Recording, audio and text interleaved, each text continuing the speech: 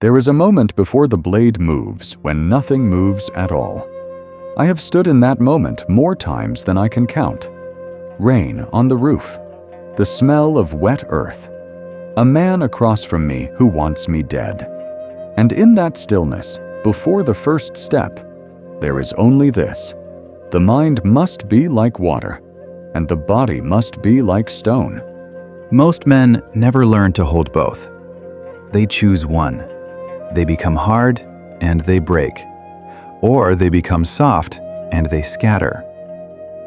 I will tell you now, plainly, so you do not have to bleed to understand it as I did. You must be both at the same time without contradiction. The water and the stone are not enemies. They are two halves of one way. Listen. Water does not argue with the shape of the vessel. Pour it into a bowl, it becomes the bowl. Pour it into a river, it becomes the river. It does not resent the rock in its path. It moves around, over, beneath, and given enough patience, it moves through. Water has no fixed form, and because it has no fixed form, it cannot be broken. You cannot cut water with a sword. You cannot grip it in your fist. It yields, and in yielding, it survives everything. But do not mistake this for weakness. I have watched water wear stone into sand. I have seen a quiet stream, over years, split a mountain. The softest thing in the world overcomes the hardest. This is not poetry. This is observation. I have sat by rivers in the cold months with nothing to do but watch. And this is what the water taught me: adapt, and you endure. Now consider the stone. The stone does not move when the wind comes. It does not flinch when the rain strikes it. Storms pass over the mountain, and the mountain remains. There is a quality in stone that men need and rarely possess. It is simply itself. It does not perform. It does not beg. It does not explain. It holds its ground because holding its ground is its nature, and it asks permission from no one. When I face a man in a duel, my mind is water, and my stance is stone. My feet are rooted to the earth as if I had grown from it. My weight is settled, low, unmovable. But my perception flows. My attention moves like water across everything: his shoulders, his breath, the angle of his front foot, the tension in his grip, the small betrayals his eyes make before his body follows. I do not lock my mind onto one thing. To fix the mind is to become blind. The moment you stare only at the sword, you have lost, because the strike comes from the whole man, not the blade alone. This is the first teaching, and it is the one most men refuse. Your foundation must be fixed, and your response must be free. If both are fixed, you are a wall waiting to be walked around. If both are free, you are a leaf in the wind with no will of your own. The way is to plant one and release the other. Stand like stone. Adapt like water. I did not learn this in comfort. I learned it on roads, in fields, in the gray hours before dawn when the only sound was my own breathing. I fought my first duel when I was 13. I fought many after. And in the early years, I won by strength and speed, and the recklessness of the young, which is to say, I won by luck, wearing the mask of skill. It was only later, after I had killed enough men to stop being proud of it, that I began to see what was actually happening in a fight. Here is what I saw. Two men meet. Both are afraid, though one hides it better. Both have trained. Both have a plan. And the fight is not decided by who has the better plan. The fight is decided by who can abandon his plan the fastest when it fails. Because it will fail. The plan always meets the moment, and the moment does not care what you intended. The man who clings to his plan, who has decided how this will go and refuses to see that it is going differently, that man dies with his intention intact and his life gone. The man who lets his plan dissolve the instant it no longer fits, who becomes water and flows into the shape the real situation demands. That man walks home. So I trained myself to hold my ground and release my grip at the same time, to want the outcome without clinging to the path, to be certain in my feet and empty in my head. Emptiness. I will return to that word often, so understand what I mean by it. I do not mean nothing. I mean the absence of clutter. When your mind is full of what should happen, there is no room to see what is happening. Empty the mind, and it becomes a clear surface. And on a clear surface, every ripple shows. The swordsman with the empty mind sees the strike before it is a strike, sees it as an intention forming in the other man's shoulders.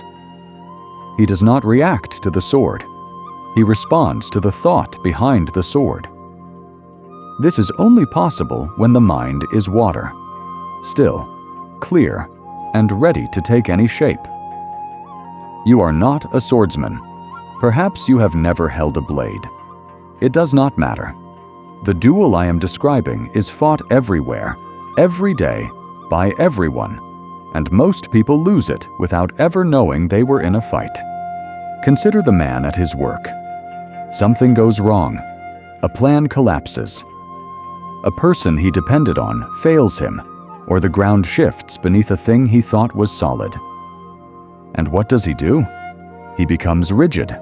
He insists the world return to the shape he expected. He argues with the vessel. He is the stream cursing the rock instead of flowing around it. All his strength goes into refusing the situation, and none goes into meeting it. He is stone where he should be water, and so he breaks. Then consider his opposite, the man who bends at everything. Every wind moves him. Every opinion reshapes him. He has no stance, no ground, no center. He adapts so thoroughly that there is nothing left to adapt. No self, no direction, no will. He is water poured onto flat ground, spreading thin, going nowhere, evaporating in the sun. He is water where he should be stone. Both have failed the same test from opposite sides. And the reason they fail is that they never learned the two are meant to be held together. Let me be precise about how you hold them together, because this is where teaching usually becomes vague, and vague teaching is worthless. I do not deal in the vague. A vague instruction has never won a single duel. The stone is your purpose. The water is your method. Fix what you are moving toward. Free how you get there. I set out from Kyoto once intending to reach a certain place by a certain road. The road was blocked, flooded, impassable. A rigid man would have stood at the water's edge, furious, insisting on his road. I turned and found another. My destination never changed. My path changed completely. My feet stayed on the earth. My route became water. I arrived. This is the whole thing. Hold the destination like stone. Hold the path like water. Most men do it backwards. They are rigid about the path and soft about the destination. They will not change their method, but they abandon their purpose the moment it becomes difficult. They cling to how and surrender why. And so they end their days having defended 100 small roads and arrived nowhere worth arriving. Reverse it. Be immovable about where you are going. Be endlessly flexible about how you go. Then no blocked road can stop you, because you were never loyal to the road. You were loyal to the far shore. I trained this the way I trained everything, through repetition until it became my nature. You cannot think your way into being water and stone. You cannot decide it in a moment of crisis and expect it to hold. The moment of crisis reveals what you have practiced. It does not grant you what you have neglected. A man fights the way he has trained, no better. When the blade is already moving toward your throat is not the hour to begin learning composure. So the practice happens now, in the small hours, in the ordinary days when nothing is at stake. This is what men misunderstand about discipline. They think discipline is for the great moments. It is not. Discipline is built entirely in the small ones. The meals eaten without complaint, the cold endured without flinching, the tasks completed when no one is watching, and no one would know if you stopped. The great moment does not build you. It only shows what you have built. I would rise before light. I would practice the same cut 10,000 times, and then 10,000 more, until the cut was no longer something I did, but something I was. There is a point in repetition where the technique disappears. You are no longer performing the motion. The motion performs itself through you. The mind lets go, and the body already knows. This is the water and the stone made flesh.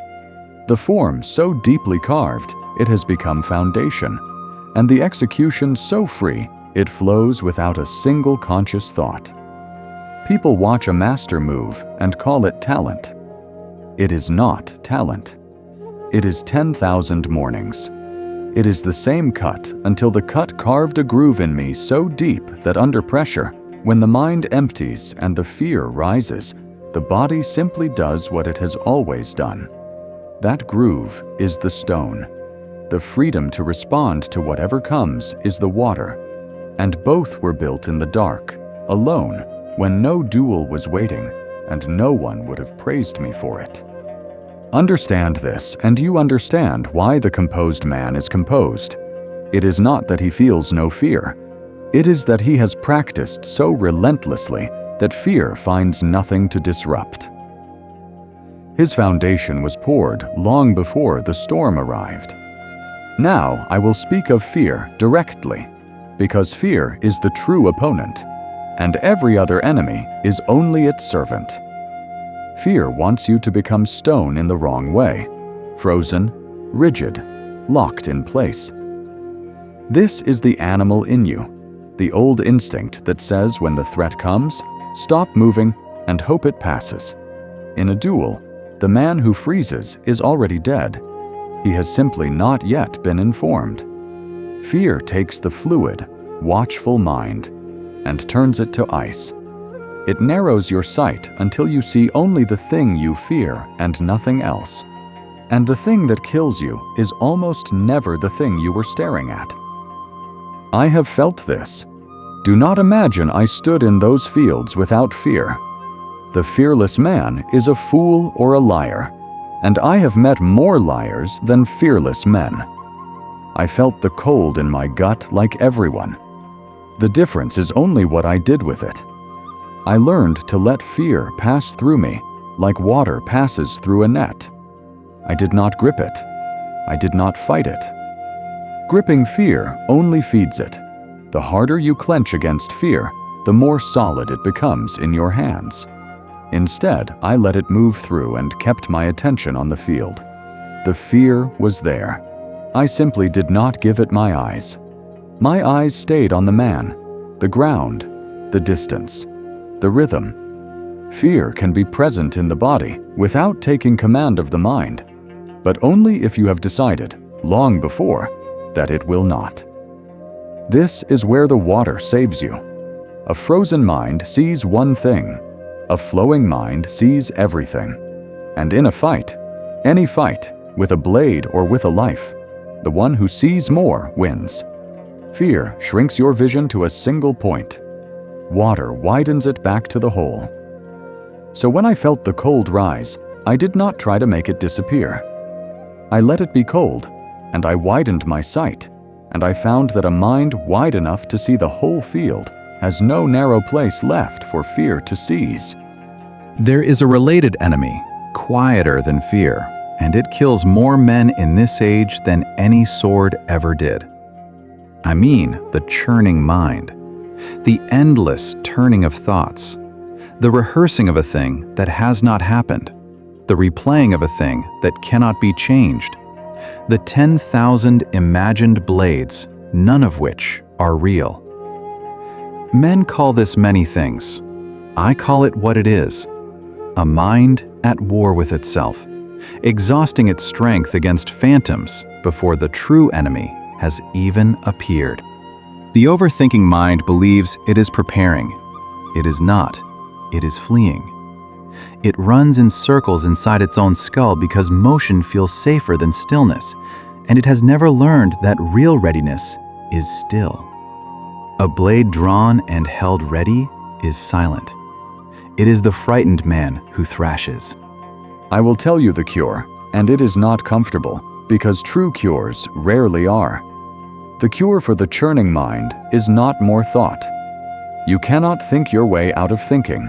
That is trying to dry yourself with water. The cure is action, a single decided act. The churning stops the instant the body commits to a real thing in the real world. Watch the water again. A stream does not deliberate at the rock.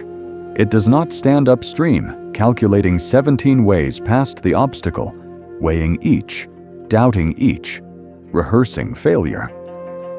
It arrives at the rock and it responds immediately with its whole self, and it is already past before a hesitant man would have finished worrying. The water thinks by moving. Its intelligence and its action are the same event. There is no gap between seeing and doing where doubt can grow. That gap is where men are destroyed. Not the seeing. Most men see clearly enough. Not the doing. Most men are capable enough. It is the gap between them, the swampy middle ground of hesitation, where they stand too long and rot. The strike was available, and they thought about it until it was gone. The moment was open, and they waited until it closed. Timing, I tell you, is everything in a duel, and hesitation is nothing but bad timing wearing the mask of caution. So when you have seen what must be done, do it. Not recklessly. I am not preaching haste, and the fool who charges without seeing dies as surely as the one who freezes. I am speaking of the moment after seeing. Once the situation is clear, close the gap. Move like water reaching the rock. No deliberation between perception and response, because in the true moment, they are one motion. Cut once and cut completely. A hesitant cut is worse than no cut, because it commits you without committing your strength, and now you're exposed with nothing to show for it. When you decide, decide with your whole body. Pour like water. Total, without reservation, holding nothing back for a second attempt. The man who strikes while saving something for later has already divided himself, and a divided man is half defeated before the blades ever meet. Consider now how a decision is truly made, because this too is the water and the stone. Before you decide, be water. Take every shape. Consider the paths. Feel the ground. Let your mind move freely across all of it without attachment to any. This is the fluid time, the gathering, the watching. Do not rush it, and do not skip it. The man who decides before he has looked is not brave. He is blind, and his boldness will carry him confidently off a cliff. But once you decide, become stone. The time for water has ended. Now there is only the path chosen, and you walk it with your full weight, without looking back at the roads you did not take. This is where most men invert the whole thing and ruin themselves. They are stone before the decision, rigid and certain, and refusing to truly look. And then they become water after the decision, wavering, second-guessing, dissolving their own commitment with doubt until nothing they chose ever holds. Reverse it. Always. Water before, stone after. Flow through every option while the choice is open. Set like rock the moment the choice is made. A decision revisited 100 times was never a decision. It was only a wish you kept disturbing before it could take root. I have watched men agonize endlessly, and then, having finally chosen, spend all their strength doubting the choice, pouring water on their own foundation until it washed away. Do not do this. When you have looked with the openness of water and chosen with the finality of stone, walk. The road may prove hard, it may prove wrong. You will adjust your steps as water adjusts, but you will not unchoose the far shore. Adjust the path. Never surrender the destination. This is the difference between adapting and collapsing, and men confuse them constantly. To adapt is to change your method in service of your purpose. To collapse is to abandon your purpose the moment the method costs you something. Now, pressure. You want to know how a man stays whole when the weight of the moment presses down on him, when everything is watching, when the outcome matters, when a single motion will decide much, and there is no time and no second chance. I have stood in that exact place with steel a breath from my skin, and I will tell you the truth of it. Pressure does not create weakness. Pressure reveals it. It is a flood upon the foundation, and it shows, without mercy, exactly what you built and how well. If you poured your foundation in the easy days, the flood finds it solid and passes over. If you neglected it, telling yourself the great moment would grant you strength when strength was needed, the flood finds nothing beneath you and takes you where it pleases. The flood does not decide your fate. Your foundation, poured long before, already decided it. The pressure only delivers the verdict. This is why I say, do not fear pressure. Pressure is honest. It is the one judge that cannot be deceived, cannot be flattered, cannot be talked around. It shows you precisely where you are hollow, and if you survive it, it has given you a gift, because now you know exactly where to build. Every duel I lived through taught me where I was weak. I went home, and I built there. The pressure was not my enemy. It was the most exacting teacher I ever had, and it charged its lessons in blood. Under pressure, return to the foundation. Do not reach for something new. The great moment is not the hour to invent. Invention needs a calm you will not have. Return to what is carved deepest. Return to the breath, which is always with you and always steady if you let it be. Return to the stance, the ground beneath your feet, the plain and simple fact of your weight settled on the earth. When the storm is loudest, become most simple. Let the mind empty. Let the body do what 10,000 mornings taught it. Trust the groove worn so deep that no flood can find its bottom. I have made emptiness sound like a small thing, a single word. It is the largest thing. It is the ground all of this stands upon, and without it, the water and the stone are only clever ideas that will fail you the moment they are tested. To be empty is to carry nothing into the moment that does not belong there. No grudge from yesterday, no fear of tomorrow, no image of how you wish to appear, no story about who you are and what a man like you does. All of it. Set down. The swordsman who enters the duel carrying his reputation is carrying a stone in his sword hand. The man who enters carrying his fear of death is fighting two enemies and has brought one of them himself. Empty all of it. Come to the moment with clean hands and clear eyes, and meet only what is actually there. An empty mind is not a blank one. Do not mistake me. It is a mind so unburdened that it can hold anything the moment presents, and respond to all of it, and cling to none of it. Water in its clearest form.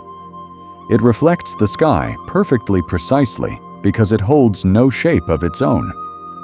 The instant you fill your mind with a fixed picture of how the fight should go, You have muddied the water, and a muddied mind reflects nothing and drowns you in itself. I spent the last of my years alone in a cave, and people wonder why a man who had conquered every opponent would seek out emptiness and stone and silence at the end. They think solitude was my retreat. It was not. It was my final training ground, the hardest of all. In solitude, there is no opponent to blame, no crowd to perform for, no next duel to distract you from the only duel that ever truly mattered, the one with yourself. The mountain does not flatter you. The stone does not lie. Alone, with nothing to prove, and no one to prove it to, a man finally meets what he actually is beneath all the shapes he showed the world. And what did I find in that stone silence? The same thing the water had been telling me my whole life, if I had only been still enough to hear it. That the way is not out there in the perfect technique, or the flawless plan, or the unbeatable stance. The way is in you, in the willingness to flow when the world demands you flow, and to hold when the world demands you break. Nothing more, nothing hidden. It was never complicated. It was only difficult, which is a different thing entirely. And men who want it to be complicated do so, because complicated can be studied forever without ever being done. So I give it to you plainly, as it was given to me by roads and blades and the long silence of stone. Fix your purpose and free your method. Look with the openness of water. Decide with the finality of stone. Build your foundation in the small hours, so the great hour finds it already poured. Let fear pass through and keep your eyes wide. Close the gap between seeing and doing, and when you cut with your whole self. Empty your mind of everything that does not belong to this moment, and meet the moment as it truly is. Water and stone, not one, not the other. Both held together until the two are no longer two. Bend so you do not break. Hold so you do not vanish.